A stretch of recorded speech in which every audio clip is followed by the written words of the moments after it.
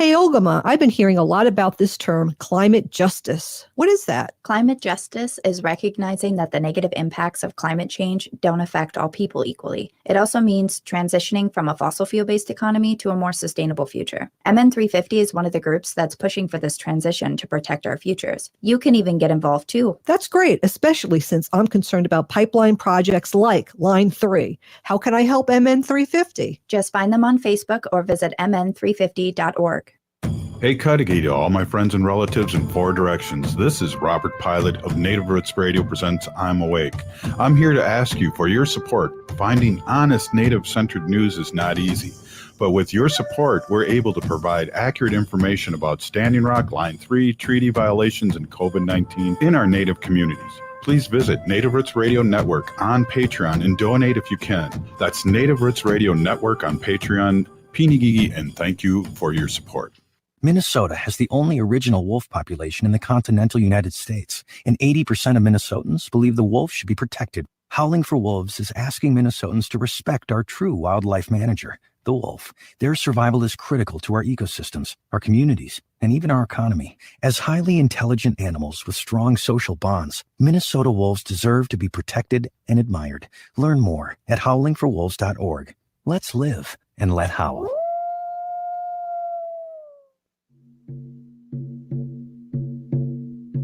When we heal from our traumas, when we face our fears, let go of our addictions, when we relearn our values, when we live our teachings, respecting our elders, cherishing and honoring our children, when we honor and take care of our spirit, there will be no room left for sexual violence. Sponsored by the Minnesota Indian Women's Sexual Assault Coalition. Life is a journey, and the Doherty Family College will help you get where you want to go. Located downtown Minneapolis, this affordable 2-year college provides free textbooks, a laptop, meals, career coaches, one-on-one mentorship, and a Metro Transit pass, making DFC the perfect pathway to a bachelor's degree. Turn your dreams into reality. Connect with a counselor today at dfc.stthomas.edu. We have vital information we would like to share with you. The Department of Indian Works St. Paul partnered with the Minnesota Department of Health to open the Twin Cities American Indian COVID-19 hotline. They provide information on testing sites, isolation space, vaccines, housing assistance, and food resources. If you or someone you know has questions about COVID-19 or has questions to determine if you should get tested, please call them at 651-304-9986. Again, the number is 651-304-9986. The Twin Cities American Indian COVID-19 hotline is open for calls Monday through Friday from 8 a.m. to 8 p.m. Call the Twin Cities American Indian COVID-19 hotline at 651-304-9986. That's 651-304-9986. Portions of Native Roots Radio may be pre-recorded. It's a good day to be indigenous. Get up, stand up. They are going to become more brutal. Because all the hippies were trying to be Indians anyway. They're going to become more repressive because it's a matter of dollars and their illusionary concepts of power. Hey, Victor. We must live in balance with the earth. And also with recent happenings at Wounded Knee.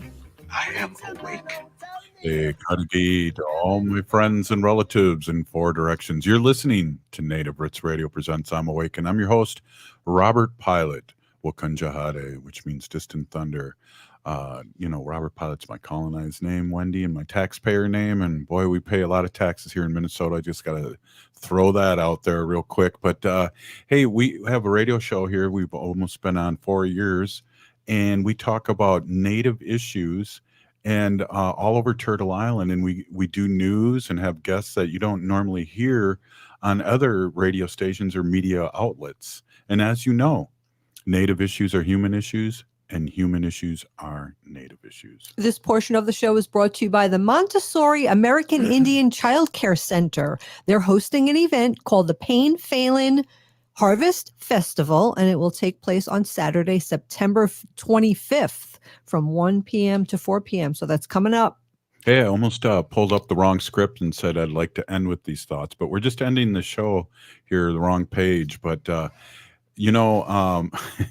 we're always excited to have Ogimaa and Lewis on with us. We got a couple guests today, Robert Lilligren, who is our regular, and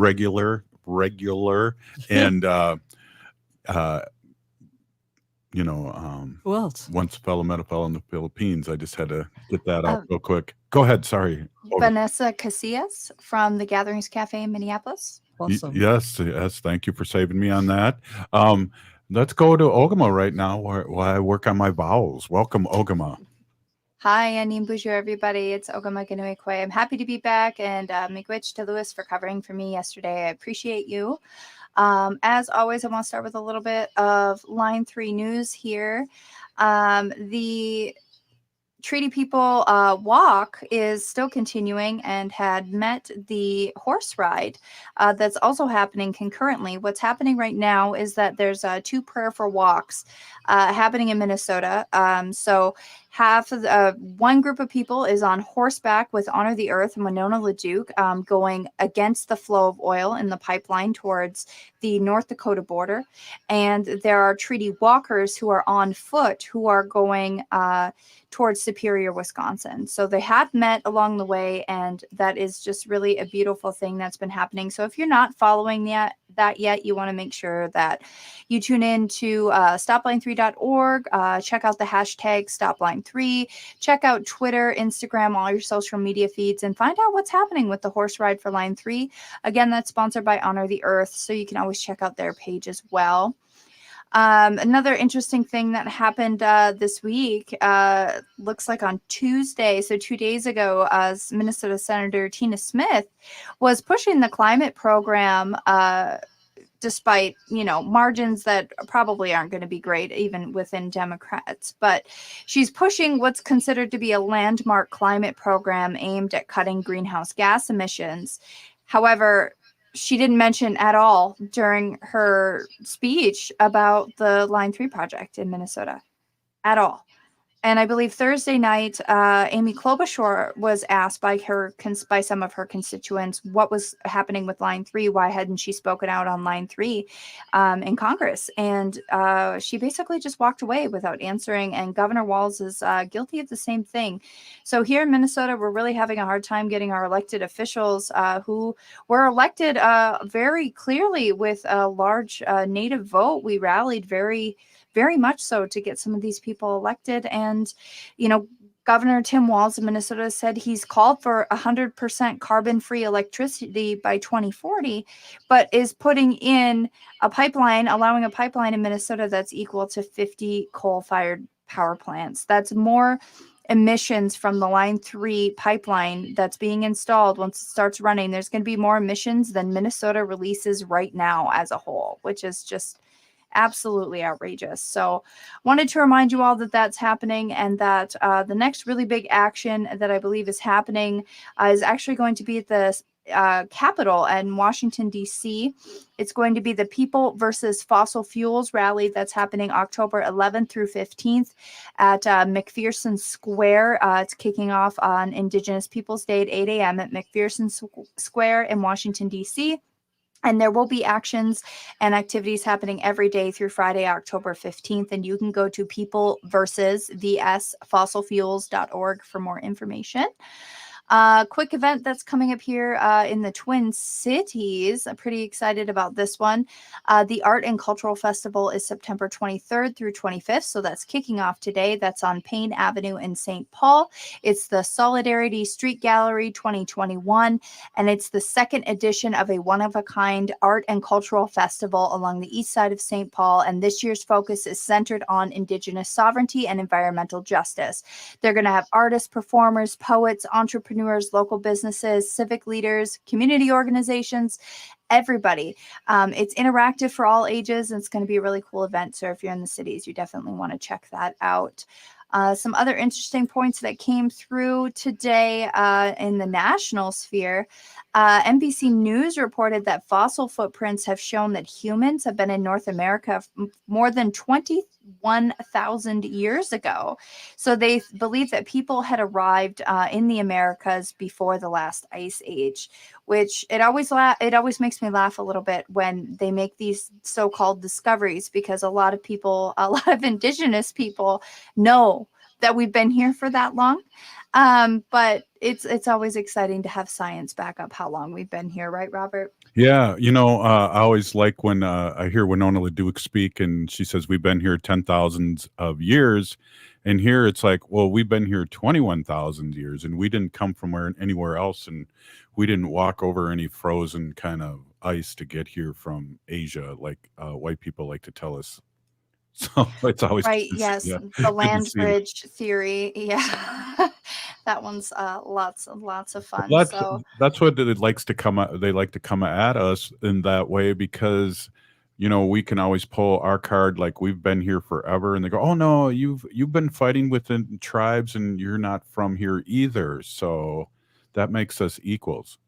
Sorry, right, I just went on a tangent there. Exactly. In other news, our relatives, the Willamette tribe in Oregon, have taken some land back. So the Confederated Tribes of Grand Ronde had media gathering on Tuesday as an excavator tore into a wall of an old abandoned paper mill known as the Blue Heron Paper Mill in Willamette Falls. And they have obtained that land back. Their tribal council said that the tribe's been trying to reclaim as much of their traditional homelands as possible, and this was a really big step, and it looks just really beautiful, the events from there. I found the article on OregonLive.com, and just to see that building come down, and for them to talk about, Willamette Falls was home to their villages and the Clackamas people, who ended up ceding the land to the U.S. government under the Willamette Valley Treaty of 1855 before being forcibly removed and relocated. The same stories that we have here in the 1855 Treaty of the Anishinaabe people, and they were able to reclaim that land. So happy for you over in Oregon, and we really want to say, we're with you in solidarity there, and that's a beautiful thing that's happening. Wow, yeah, and thank you for the news, Pinigigi, as always. We need to resist, divest, join a group and run for office. And we need to remember and tell everybody from the rooftops and top of your teepees and longhouses that we've been here for over 10,000 years. You're listening to Native Roots Radio presents I'm Awake. And up next, Vanessa, we're going to be talking about the Gatherings Cafe. We'll be right back after this short break. Stay with us.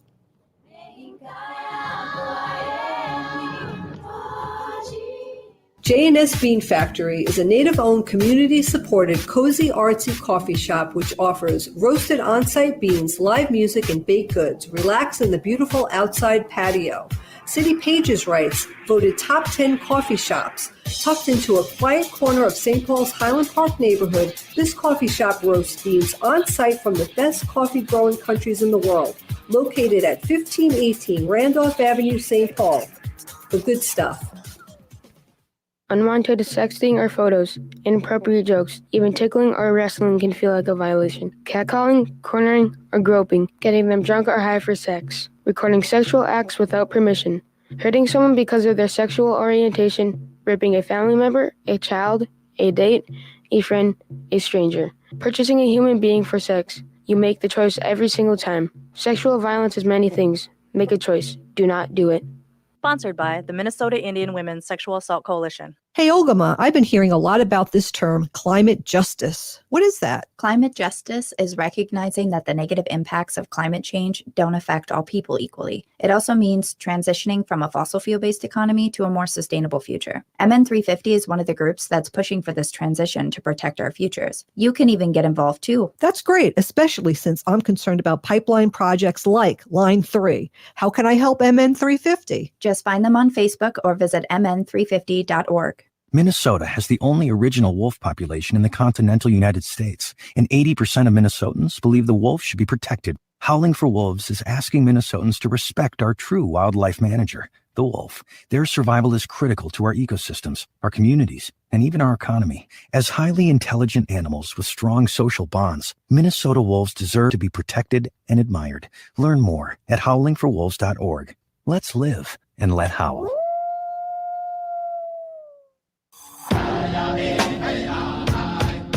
This is Winona LaDuke of Honor the Earth, and you're listening to Native Roots Radio. I'm awake. We are Halusa Nation.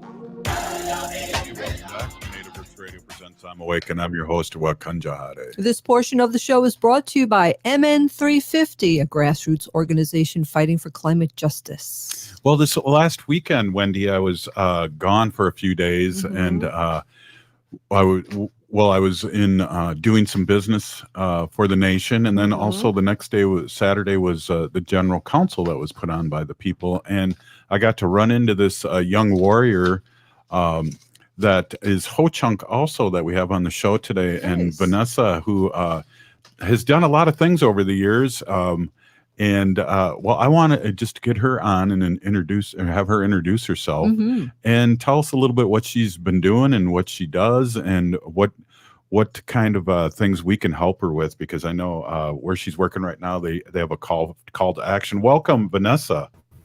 Hi, everyone. Thank you so much for having me as a guest on your radio show. I'm actually calling still from my office. I am at the Minneapolis American Indian Center. And my position here is the Gatherings Cafe business manager and internship coordinator. I'm still here in the building, and you might hear some background noise because we have drum and dance tonight at the center from 6 to 8.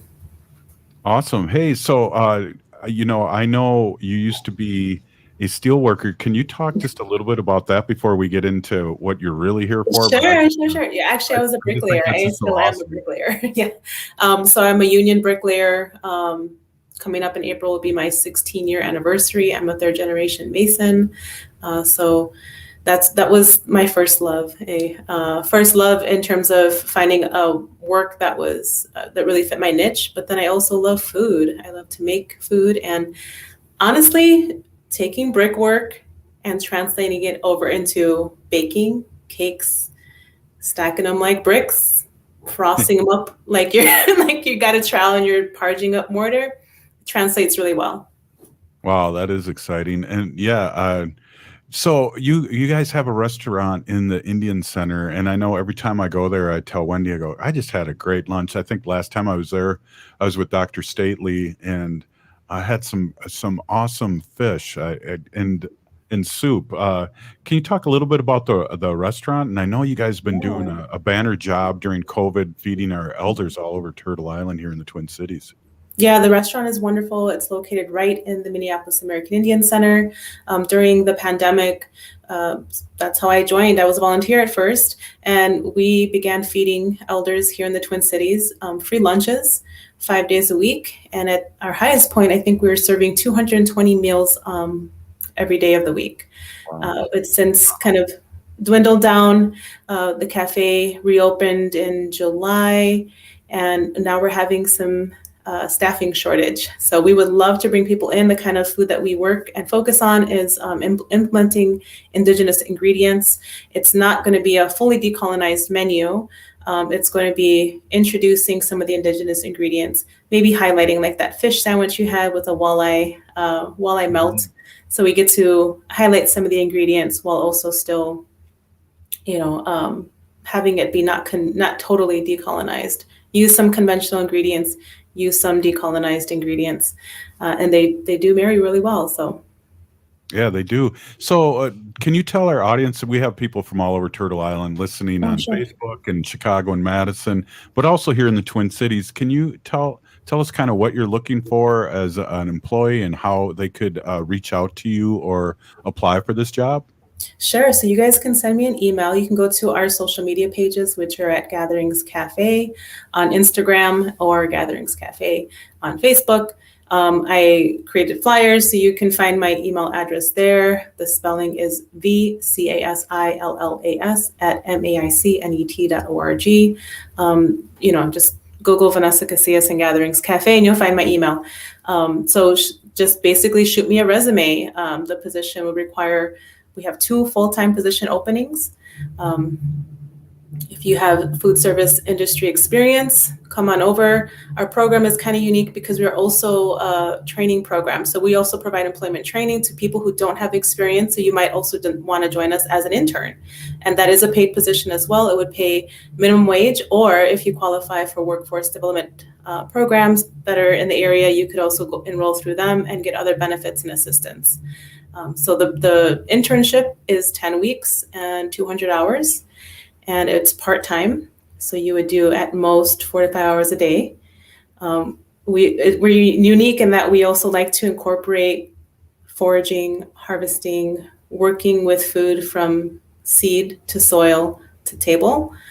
So we have a plot at Little Earth, and at their urban farm, we grow some squash, we grow some Andean potatoes, we have some sunflowers, and the corn didn't do too well this year, but it's a learning experience, and we get to get out, connect with the land, take the experience outside of the cafe, and we aim to do that once a week.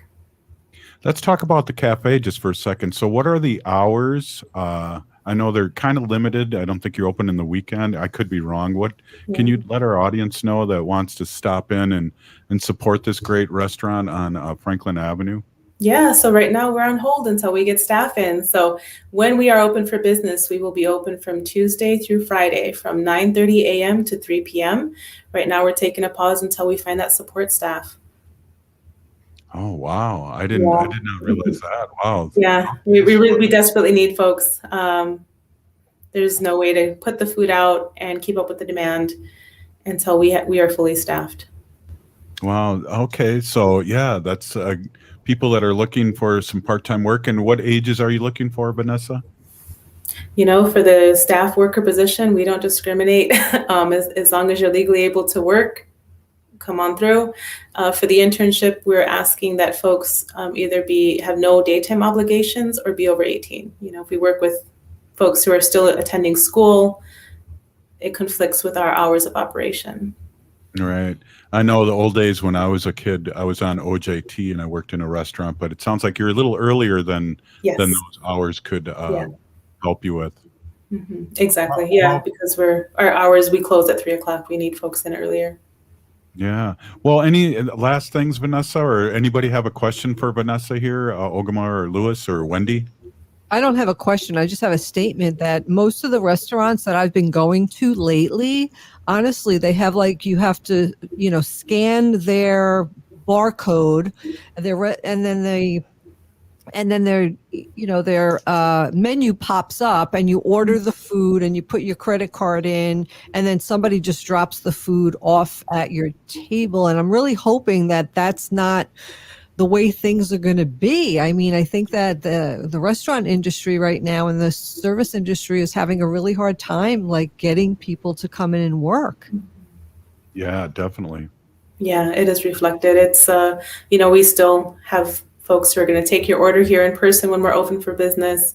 You're going to be able to eat in and dine in or take out. But again, we're waiting until we can be staffed. So if you want to apply, all you have to do is send me your resume. If you don't have experience, shoot me an email and say you want to be an intern. The only thing that we do require is that you pass a background check, because we are in the Minneapolis American Indian Center and there is youth programming. Right on. And before I get to you, Ogimaa, I just want to say it's a great restaurant, and we look forward to when it opens up again. And we also want to put your stuff out on our Facebook page too, and through here. So I'll go ahead, Ogimaa. Yeah, we're just going to remind our listeners in Madison, Wisconsin, that this is for the Minneapolis American Indian Center. So, I mean, if you're in Wisconsin right now and you're looking for work and this sounds like something that you'd be doing, definitely still reach out to Vanessa if you can come this way. If it's worth a move to you to come for Indigenous food sovereignty. This is at the Minneapolis American Indian Center, which is also sometimes abbreviated to the MAIC, M-A-I-C. Mm-hmm. Yeah, well, we'll put that out there, and hopefully we won't have to have you on next week, but we could definitely have the capacity and reach out, because this is something that needs to be done immediately. I didn't realize it was closed, and I was going to try sneak over there tomorrow too. It's an immediate need. And, it's a unique experience in that you get to learn to work with indigenous foods, including harvesting. So when we're at full capacity and we can operate as normal, we go out and connect with the land on Mondays. Wow, great. Well, thank you so much for stopping in, and Sure, Peeny Gigi for being Ho-Chunk, because we need more Ho-Chunks on this radio show every week.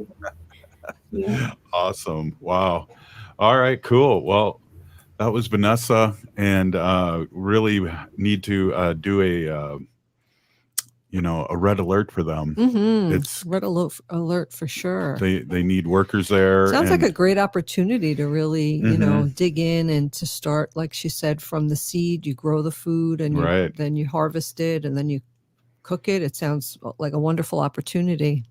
It does. So I think what we have to do too is we'll probably have to bring this up every day too, because it is a red alert, and then we'll share their stuff. But it's just, what I love about that restaurant in particular too is the portions are perfect size. I'm a old person from fill your clean your plate club. Yeah. And then all these other restaurants, it seems like, or a lot of these restaurants now seem like they put like 3 helpings of food on there, and it's perfect, So whatever we can do to help, let's do it, because that's why we're here on Native Roots Radio.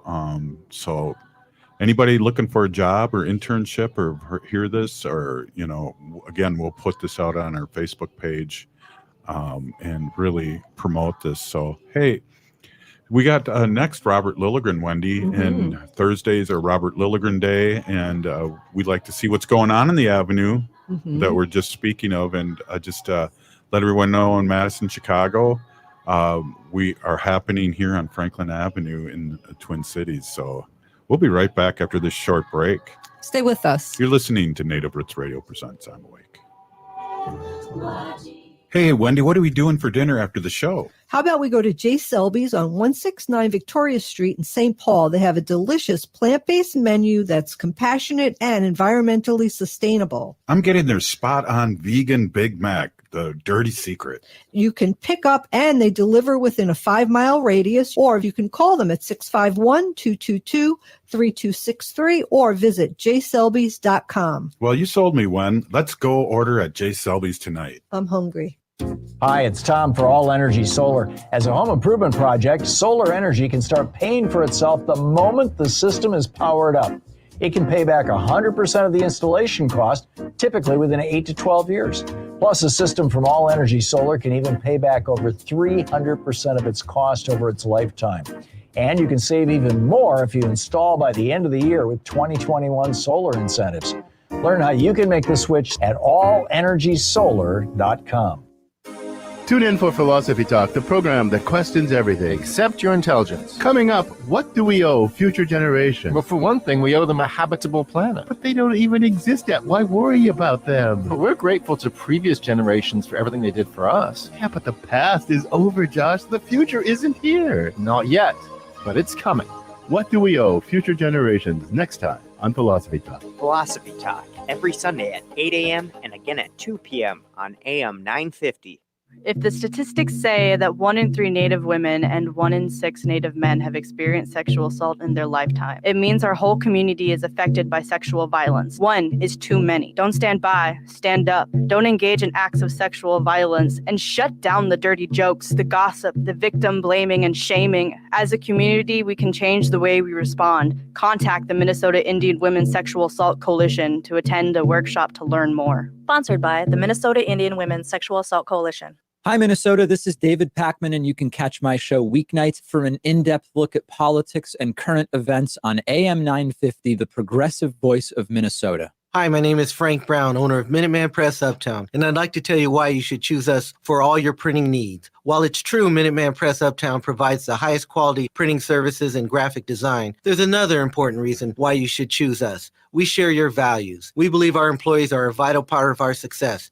At Minuteman Press Uptown, I set out to create jobs with a living wage and benefits. I believe in second chances for people who've made mistakes in the past. We're a proud union shop and would love to earn your business. This is Chad, owner of AM 950. Frank and his team at Minuteman Press Uptown are AM 950's go-to for all printing and promotional needs. I was blown away by the knowledge and passion Minuteman Press Uptown had to help me grow my business. Even if you're not sure where to start, their graphic design team can create an effective campaign and strategy to increase your visibility. So choose a print shop who shares your values. They work with businesses, nonprofits, and political campaigns. Call 612-870-0777 or visit mpuptown.com. Hi, I'm Scott Shambot from Shambot Family Dentistry. We're the fear-free, shame-free dental office. If you're having a dental emergency, we'll try and get you in the same day you call because we don't like to see anyone in pain. And we'll help you get through every appointment in the most pain-free way possible. As my daughter Rachel says, if you don't see my dad, please see another dentist. Take care of your teeth because they're the only ones you get. Shambot Family Dentistry in Hopkins and St. Paul. Find them online at shamblotfamilydentistry.com or call 1-800-FIX-MY-TEETH. With your AM 950 weather, I'm Patrick Lulia. Partly cloudy skies overnight tonight with a low of 53. Then on Friday, a good chance of rain showers getting up to 63 degrees. Cafe Latte at Victoria Street and Grand Avenue in St. Paul provides an award-winning array of salads, sandwiches, and soups, treats from the bakery made fresh daily, and a pizza and wine bar. Check them out today at cafelatte.com. Bijou. I am Oshawashko Gijig. I'm from Red Lake Nation, and you're listening to Native Roots Radio. I love that. Hey, welcome back to Native Roots Radio Presents I'm Awake, and I'm your host, Wakan Jahade. This portion of the show is brought to you by the Minnesota Indian Women's Sexual Assault Coalition. Hey, we're staying on Franklin Avenue in Minneapolis, and we have our super guest every Thursday here, Robert Lilligren. And Robert Lilligren works at the Native American Community Development Institute. And so I'm just always pleased to kick back my cowboy boots and loosen up my big belt buckle here, my your bolero tie. Yeah, that's right. And sit back and talk to Robert what's going on in the Avenue and also nationally, so our Madison people and Chicago people don't feel left out. Welcome, Robert Lilligren.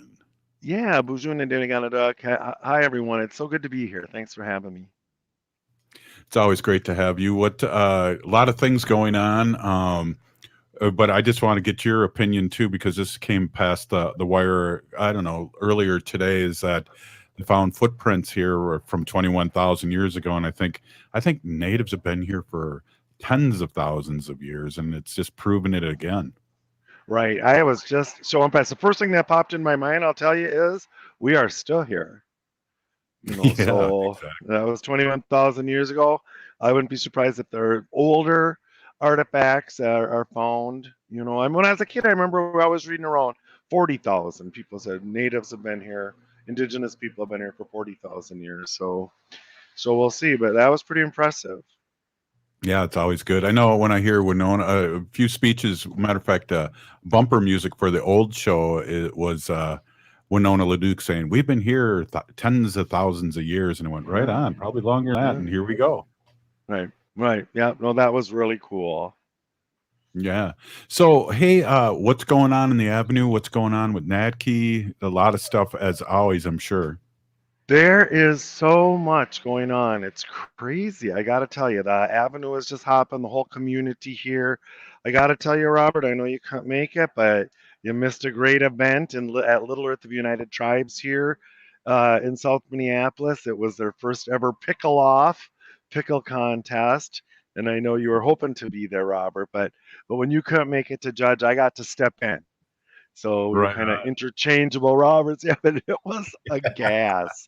I got to tell you, it was surprising how much fun that was. And it was just one of those moments of community building and goodwill. Everyone felt good about being there. The Little Earth community has a really impressive urban farm. And they have a lot of youth programming that they do out of it. And a few years back, it was hard to keep a shed from being vandalized or something. And now they have all this infrastructure. They have a pizza oven. So the youth were giving tours, pizzas were being made. And there were a lot of people from outside the community there, which I just think is great. And it's amazing when non-native people come down to Little Earth and they're like, wow, I never even knew this was here. It's like, yeah, it's been here for what? Almost, it'll be 50 years, I think, next year. So, so that was a great event and just a lot of fun. So we had this pickle contest, and it was really competitive. A lot of native entries, some non-native ones, and then following that, we had a candidate forum. Yes. This is a municipal election here in Minneapolis, and so all of the candidates that are seeking to represent the Little Earth area, it's the 9th Ward here in Minneapolis, were there. And my organization, NACDI, has our Make Voting a Tradition project, and the MVAT organizers are all right from the community, tons of capacity building in the community.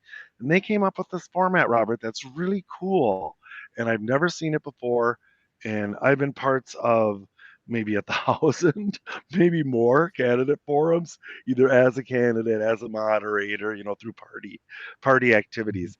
But they set it up really differently, where they had each candidate had a station, and then Make Voting a Tradition organizers sort of guided small groups of 3 or 4 community members to each of their tables to have about 10 minutes of direct interaction with the candidates. Then the time was called and everyone moved on to the next one. And I've never seen that before. I thought it was really cool. I'm going to suggest it in other forums. That sounds really good. I want to jump back a little bit here and I want to explain to our people in Madison, Chicago, a little bit about Little Earth, but also if they can push the next one, whether it's 6 months or a year from now, I think Native Roots Radio should be live there, because that's like really fun. And I don't know, I couldn't stand. I couldn't help but stare at the trophy, I know. So people can go to my Facebook page if they're curious. There were a lot of blue comments, as my dad would have said, made about it was so people know it was on a lacquered wood block with a little shield on it, but then that was a dill pickle sort of upright. So you can kind of take that with your imagination and I saw it on Facebook. I chuckled. But how many varieties would you say of pickles were there? Were there quite a lot? Yeah, so there were 2 categories, dill and special. So the dills, were all dill, but there was such a range. I got to tell you, Wendy. And then the special was anything goes. There was watermelon pickles, hot pickles, bread and butter pickles, sweet pickles. There were about maybe 10 or so contestants in each category, and it was really cool. And Robert, I don't know why I called you Bob. Robert, I can almost guarantee that they'll do it again next year, because it was such a success. So yeah, Native Roots Radio should come down there. It was very do a live show, and then maybe we can get Lewis to do some pickles in his house. What do you think, Lewis? Yeah, sure. I'll just buy him from what is that, Gagney, right? Is that right? I guess there's no rule against it. Well, hey, can you tell our audience a little bit about Little Earth and just maybe a brief history? Sure. So Little Earth is this amazing community right here in South Minneapolis, just a few blocks off the American Indian Cultural Corridor, East Franklin Avenue. From the activism, right from the involvement of the American Indian movement in response to demands for more and better housing. And so it's a HUD, project-based Section 8 housing development, but due to a lot of activism, a lot of pushing, some lawsuits, some complaints in the early 90s, then HUD Secretary Cisneros made the determination to kind of resolve a lot of this conflict, made the determination that Little Earth could offer Native presence or Native preference in its housing. And so it's the sole example of an urban project-based Section 8 HUD housing development that's allowed to offer Native preference. And so consequently, pretty much 100% of the population is Native. It's about 215 different units, townhouses and units. It's got an official population of probably about 850 people. Wow. Unofficially, with people doubling up or people without shelter finding spots there, it's probably closer to 1,500 to 2,000. Native people that live there. And that solid and continuous residential presence of Native people has really anchored the Native community all in that section of South Minneapolis. And it's an amazing community. You know, I was interim CEO there for about a year and a half, about 5-6 years ago. So I got to get in there and really see it and host tours. Native folks come, other urban Indians come in, they're like, we want a little earth. We want a little earth. You know, it is really something. You know, one thing I want to bring up too is during the George Floyd uprising was how Little Earth protected their own area. And, you know, Yeah. I was watching this on Facebook Live and cameras, and they were putting stuff up, and it was just like, it was glorious. I don't know any Right. other word to say. Yeah, they got shot at. Remember, the National Guard was shooting because they thought they were protesters, the National Guard. So people are on the phone. I was on the phone with someone that was there getting shot at, on the phone with the Lieutenant Governor. It's like, you know, trying to protect folks, but they protected themselves. The Little Earth protectors were amazing. We also had protectors up on Franklin Avenue, and the city still is funding the protectors to keep the community safe. Our organization, NACDI, is the fiscal agent for a fairly sizable city grant that's keeping the protectors going. They invest both in the Little Earth protectors and on the Cultural Corridor and AIM protectors on Franklin. It's community Yeah, I know. capacity. That's great and crazy. I'm going to get to you, Lewis, in just a second, but I just want to say I know I'm on the secret or the secret texting group Signal with AIM, and they're there every night. So go ahead, Lewis. No, I just wanted to give a shout out to so many organizations that came from Little Earth. I would be remiss if I didn't, first thing came to mind was my mom. She used to give groceries out there every Tuesday, free groceries to the, Little Earth community there every Tuesday. She did that for like 10 years. And I got to say, people that live there are some of the nicest, generous, amazing human beings you'll ever meet. You know, I think there's this stigma with Section 8 that somehow that is, the least of us.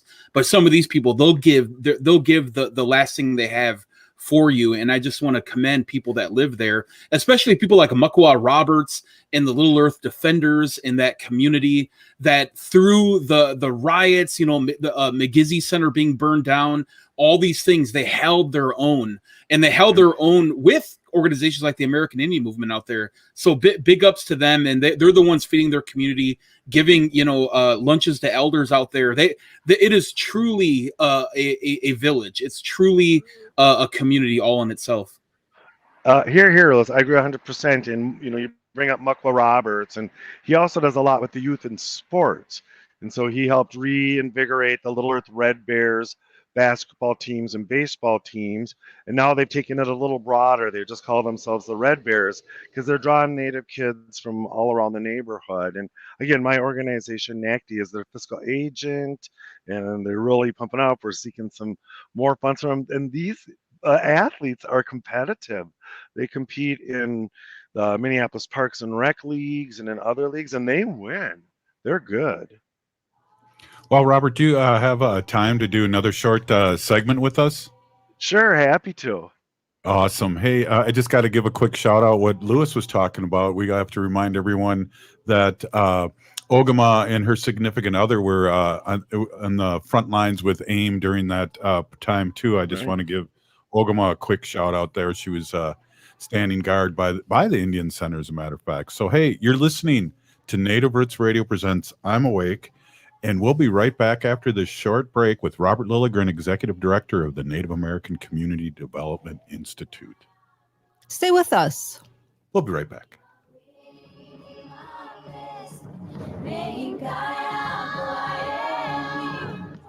If you're hurting in your relationship or have been affected by sexual violence, you're not alone. Strong Hearts Native Helpline can help you through these difficult and uncertain times. Strong Hearts Helpline is a free 24/7 confidential domestic dating and sexual violence helpline for Native Americans. Help is available by calling 1-844-762-8483 or by clicking on the Chat Now icon on strongheartshelpline.org. This message is sponsored by the National Indigenous Women's Resource Center.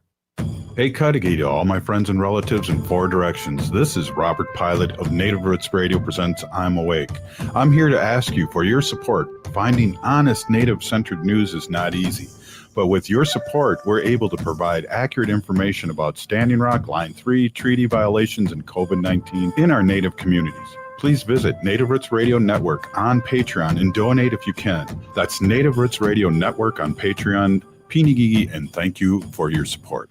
Hey, Ogimaa, I've been hearing a lot about this term, climate justice. What is that? Climate justice is recognizing that the negative impacts of climate change don't affect all people equally. It also means transitioning from a fossil fuel-based economy to a more sustainable future. MN350 is one of the groups that's pushing for this transition to protect our futures. You can even get involved too. That's great, especially since I'm concerned about pipeline projects like Line 3. How can I help MN350? Just find them on Facebook or visit mn350.org. Minnesota has the only original wolf population in the continental United States, and 80% of Minnesotans believe the wolf should be protected. Howling for Wolves is asking Minnesotans to respect our true wildlife manager, the wolf. Their survival is critical to our ecosystems, our communities, and even our economy. As highly intelligent animals with strong social bonds, Minnesota wolves deserve to be protected and admired. Learn more at howlingforwolves.org. Let's live and let howl.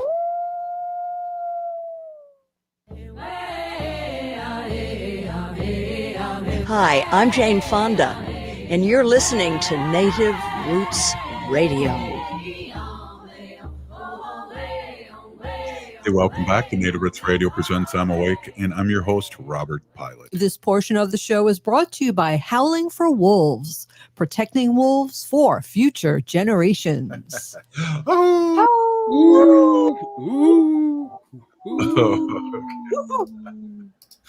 The piano guy show. What was that, Lewis? You had that was sorry, that was my mistake. That was someone writing a complaint letter. Yeah. Kermit the Sacred Animal Frog. Okay. Your segment's tomorrow, and hopefully you're going to do some more trivia because I have something that's always really fun lined up. So okay, good. Stay tuned. Hey, we're back here with Robert Lilligren, Executive Director of the Native American Community Development Institute. Welcome back, Robert. And I wondered, Ogimaa, you had your hand raised. Did you have a question for Robert? I wasn't a question so much as a statement. Robert was talking about how the city has invested in Little Earth's protectors and the AIM patrol. And I just wanted to point out how fantastic that is because people, especially Native people and other BIPOC people, have been calling for that support to their community organizations to protect ourselves, to maintain our own safety. We know who is who. We know what trouble looks like in our communities a lot more than police who live in the suburbs and come into our communities do. So I just wanted to point out how fantastic that is and just give you a big chimigwitch for helping to organize that and to making sure that it was safe. I mean, as safe as it could be for me and my partner to be there to protect the American Indian Center and be on Franklin Avenue. You know, you guys provided flashlights and fire extinguishers and t-shirts and walkie-talkies and all these things, all these tools that were needed to make sure we could be in touch with one another and keep track of one another and stay safe. And I think somebody even came up with a couple of cases of Red Bull too, because we pulled 2 all-nighters. Yeah, I want to walkie-talkie. I want to walkie-talkie. Oh yeah. Yeah. Well, and I mean, right on, Ogimaa. You just said it, and a lot of the effort was to make sure that we were also using some of those funds for things that we could keep, like the walkie-talkies, like the t-shirts, things that we could continue to use in the community. And it's not the first time the city of Minneapolis has done that. A few years back, NACDI was the local community partner for what's called the Collaborative Public Safety Strategies. And it was to provide safety around Little Earth. And so from start to finish, conception to implementation, it was community-based, it was about capacity building, designing safety programs with an emphasis on youth involvement. And the city invested $250,000 in that, and through NACDI. And now this last round, I think the grant from the city was $150,000 to keep the protectors going. And this is community policing, right? And, folks know Minneapolis is in a weird place right now since George Floyd was murdered. We have a lack of police, a lack of public safety response. And you are right on, Ogimaa. Our community can protect itself. We know what's what, who's who, what should be happening, who shouldn't be here. And so this community policing model that everyone's talking about, we're already doing it. And I'll remind folks, that's why AIM came together in the 70s, was to, or 1968, was to protect people, especially women who were walking along the avenue and weren't safe. So we have a long history. One thing I remember about those couple nights, it seemed like they all just gelled together, was Unicorn Riot actually broadcasted AIM arresting or citizens, I don't know what you'd call it legally, but they detained two males that were going to spray paint part of Little Earth and I think the American Indian Center there. And these were two, and everyone's like, it's all this, racial divide and stuff. But these guys were like from a small town in western Wisconsin that drove all the way to Minneapolis and wanted to start some stuff. And AIM was there to not only detain them, but stop them from vandalizing. I think that is community action, Robert. Here, Lois. And it was, that was kind of the theme too. People from outside the city were coming in and doing the damage. People here weren't burning down their own neighborhoods. Best story from that era was another AIM story where they stopped three young people, not from the community, not from here, who were breaking into a liquor store. And so they held them, called their parents. Their parents had to drive in from wherever they were to fetch their kids. And that one has just become legend through this whole thing. Yep. Yeah, that was awesome. I'm wondering if you have anything else to talk about nationally or locally, because we're really jamming on this. One of the things I want to just bring up before you do segue, if you do, is that the city really needs to give that park across the street to Little Earth, and I've been in a lot of community discussion about crime around there, and we talk about the police not showing up now, and especially in Minneapolis. The city's got to give that park back to, or give it to Little Earth. Yeah, kind of a land back thing, right? And I don't think that's out of the question. It's been a huge goal of Little Earth for a lot of years. There's capacity issues to programming and running a park, but I think more and more Little Earth is showing that it would be great stewards of that property. And you've been there, it feels like it is part of Little Earth. I mean, it's right in the middle of the community. So and it's getting used, man. The other day after the pickle contest and the Ninth Ward Candidate Forum, Little Earth folks are silk screening T-shirts in the park, and then there were Little Earth community people planning these kind of heavy-duty planners that the city of Minneapolis contributed to calm traffic around Little Earth. So they have these planters right out in the street. They were all planting those. I mean, just a lot of good community stuff going on. Yeah, that's really cool and interesting that people come around, and when you were working directly with Little Earth, came to see how you guys did it. That's cool to hear that, I should say. Yeah. That's an awesome story. Yeah, it's a unique place. It's an awesome place for sure. There's demonstrations going on right now. They started at 5. I assume they're still going on.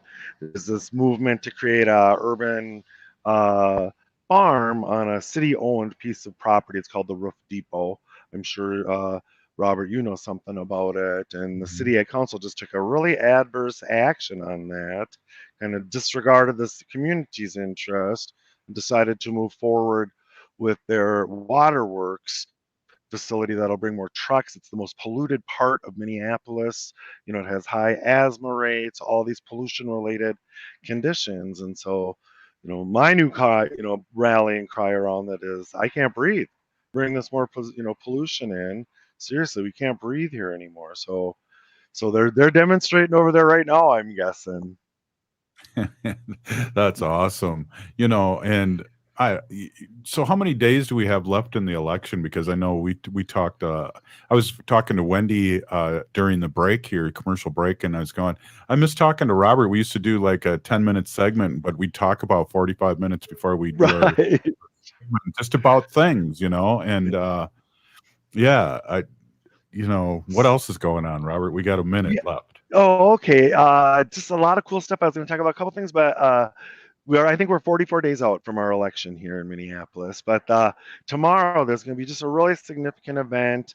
It's a whole bunch of community partners are participating. The lead was taken by the Minnesota Indian Men's Resource Center, and it's a boarding school survivor and victim memorial march. We're meeting at Cedarfield Park, the park we were just talking about at Little Earth. We'll march through the community, end up back at Little Earth for a feast, and it's kind of a somber, event, but it's important for the community to stand up. And our thanks to Marissa Cummings, the CEO of Minnesota Indian Resource Center, and there's about a half a dozen or so or more partner organizations, including NACDI. So if folks are around the cities and are free around lunchtime tomorrow, stop on down to Little Earth, to Cedarfield Park, 1 o'clock or a little before, and we'll march. That's it. Wow, that's great. Thank you so much for being on, as always. Thank you, my pleasure, Louis. Thank you, Ogimaa. Thank you, Wendy, for doing this. I would like to end with these thoughts. If you're listening to the show, you are part of the resistance. From Chief Plentycoops, the ground on which we stand on is sacred ground. It is the blood of our ancestors. We need to resist, divest, join a group, run for office. We're still here. We are the 7th generation. Free Leonard Peltier. Stop line 3. Please get vaccinated. Good one. Good night, everyone. We'll see you tomorrow. This is New Beginnings, hosted by award-winning broadcaster and speaker Freddie Bell. Freddie, this generation of the baby boomers, people are living